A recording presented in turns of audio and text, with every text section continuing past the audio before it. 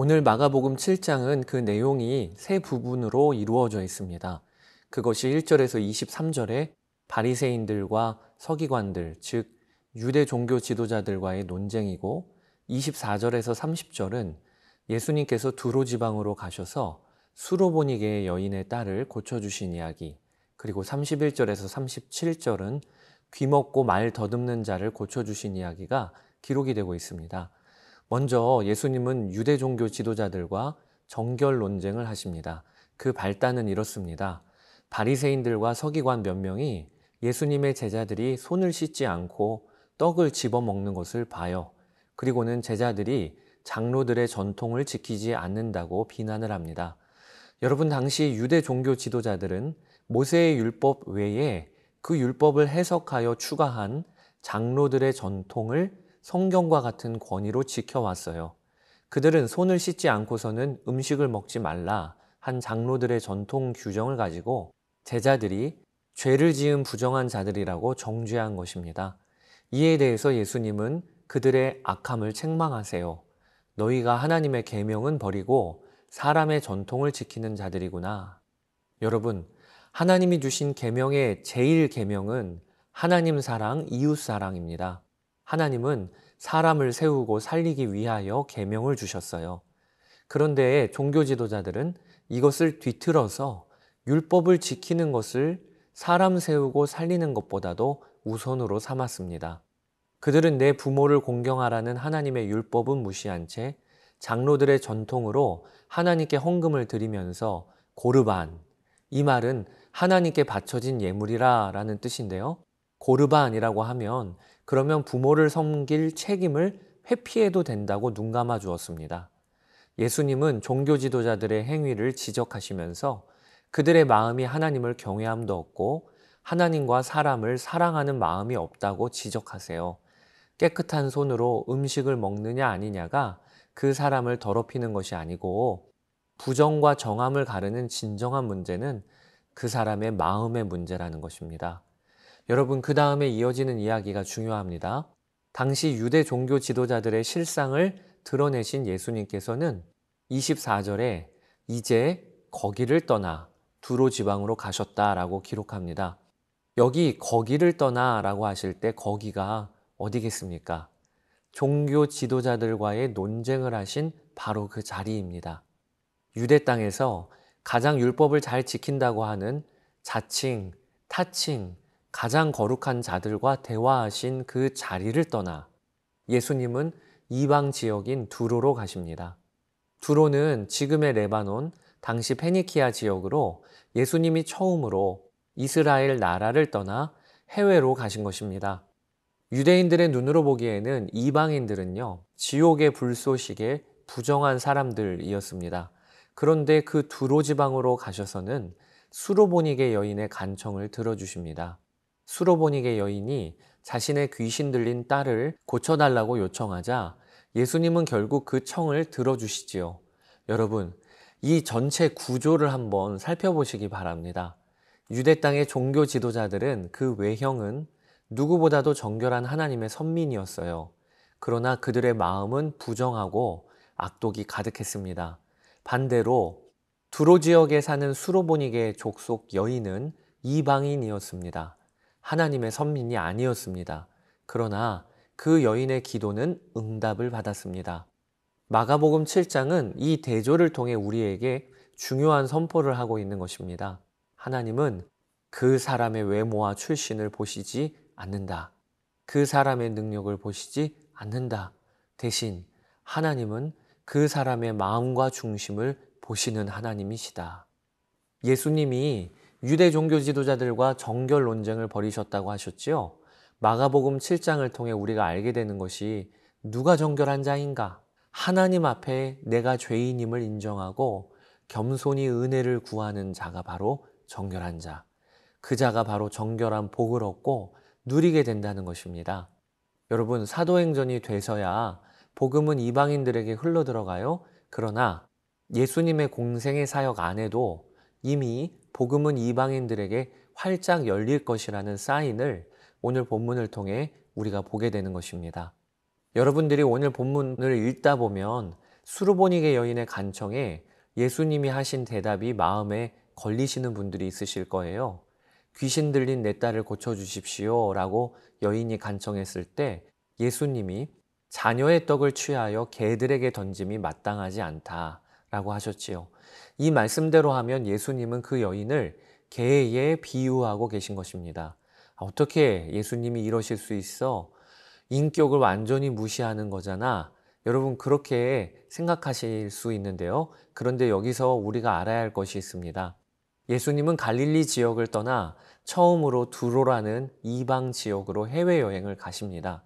그런데 그 해외여행 중에 누구를 만난 기록은 이 여인 한 명밖에 없다는 거예요. 31절에 보면 예수께서 다시 두로 지방에서 나와 갈릴리 호수에 이르셨다라고 기록이 됩니다.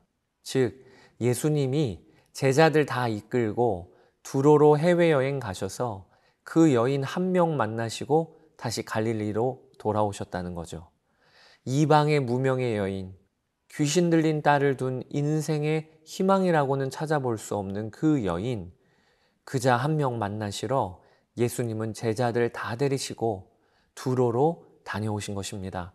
그렇게 생각하면 예수님의 말씀, 개들에게 던짐이 마땅치 않다라고 하신 것은 전혀 다른 의미로 읽혀지게 됩니다. 유대인들이 보기에는 개들이라 불려지는 그 여인 하나 만나러 가신 예수님의 발걸음, 그것이 이 땅에 성육신하여 내려오신 하나님의 사랑과 비슷함을 우리는 읽게 됩니다. 이어지는 귀먹고 말 더듬는 자를 고쳐주신 사건도 이와 비슷한 맥락에서 우리는 읽을 수 있어요. 마가복음에만 나오는 이 말씀은 예수님의 치료 방법이 꽤나 특이합니다. 예수님은 귀먹고 말을 더듬는 사람을 고쳐주시는데 손가락을 그의 양 귀에 넣고 침을 뱉어 그의 혀에 대시며 에바다 열리라 라고 외치십니다. 아니 말씀으로만 해도 고치실 수 있는데 왜 이런 해괴망측한 방법을 쓰시는 겁니까? 여러분 귀먹고 말 더듬는 그 사람의 입장이 되어보세요. 예수님의 말씀이 하나도 안 들리는데 열리라 해서 귀가 열린 것보다 예수님이 나의 귀를 만지시고 나의 혀에 손을 갖다 대시면서 일어난 예수님과의 교감, 예수님의 품속에서 나를 안으시는 그 교제, 그 일을 통해 그는 고침을 받은 것입니다. 예수님 당시 시대에 몸에 병이 있거나 장애가 있다. 이것은 부정한 것과 연결지어 해석하는 경우가 많았습니다. 그래서 사람들은 부정한 사람과 교제하거나 가까이 하기를 꺼려했던 사회 문화 속에서 예수님은 그 사람을 잡으시고 가까이 가시고 그의 몸에 손을 대신 것입니다. 여러분, 예수님은 누구십니까? 이방 여인 한 명 만나기 위하여 기꺼이 길을 떠나시는 분이십니다. 또 귀먹은 자에게 손을 대어 그를 만지시는 분이십니다. 그분이 우리의 사랑의 주님이십니다. 그분이 우리 왕이심이 얼마나 감사한지 모르겠습니다. 자, 이제 마가복음 7장 함께 읽어보겠습니다. 제7장. 바리새인들과 또 서기관 중 몇이 예루살렘에서 와서 예수께 모여들었다가 그의 제자 중 몇 사람이 부정한 손, 곧 씻지 아니한 손으로 떡 먹는 것을 보았더라. 바리새인들과 모든 유대인들은 장로들의 전통을 지키어 손을 잘 씻지 않고서는 음식을 먹지 아니하며 또 시장에서 돌아와서도 물을 뿌리지 않고서는 먹지 아니하며 그 외에도 여러 가지를 지키어 오는 것이 있으니 잔과 주발과 놋그릇을 씻음이로라. 이에 바리새인들과 서기관들이 예수께 묻되 어찌하여 당신의 제자들은 장로들의 전통을 준행하지 아니하고 부정한 손으로 떡을 먹나이까? 이사야가 너희 외식하는 자에 대하여 잘 예언하였도다. 기록하였으되 이 백성이 입술로는 나를 공경하되 마음은 내게서 멀도다. 사람의 계명으로 교훈을 삼아 가르치니 나를 헛되이 경배하는도다 하였느니라. 너희가 하나님의 계명은 버리고 사람의 전통을 지키느니라. 너희가 너희 전통을 지키려고 하나님의 계명을 잘 저버리는도다. 모세는 네 부모를 공경하라 하고 또 아버지나 어머니를 모욕하는 자는 죽임을 당하리라 하였거늘 너희는 이르되 사람이 아버지에게나 어머니에게나 말하기를 내가 드려 유익하게 할 것이 고르반 곧 하나님께 드림이 되었다고 하기만 하면 그만이라 하고 자기 아버지나 어머니에게 다시 아무것도 하여드리기를 허락하지 아니하여 너희가 전한 전통으로 하나님의 말씀을 폐하며 또 이 같은 일을 많이 행하느니라. 너희는 다 내 말을 듣고 깨달으라. 무엇이든지 밖에서 사람에게로 들어가는 것은 능히 사람을 더럽게 하지 못하되 사람 안에서 나오는 것이 사람을 더럽게 하는 것이니라 하시고 무리를 떠나 집으로 들어가시니 제자들이 그 비유를 묻자온데 너희도 이렇게 깨달음이 없느냐? 무엇이든지 밖에서 들어가는 것이 능히 사람을 더럽게 하지 못함을 알지 못하느냐? 이는 마음으로 들어가지 아니하고 배로 들어가 뒤로 나감이라. 이러므로 모든 음식물을 깨끗하다 하시니라.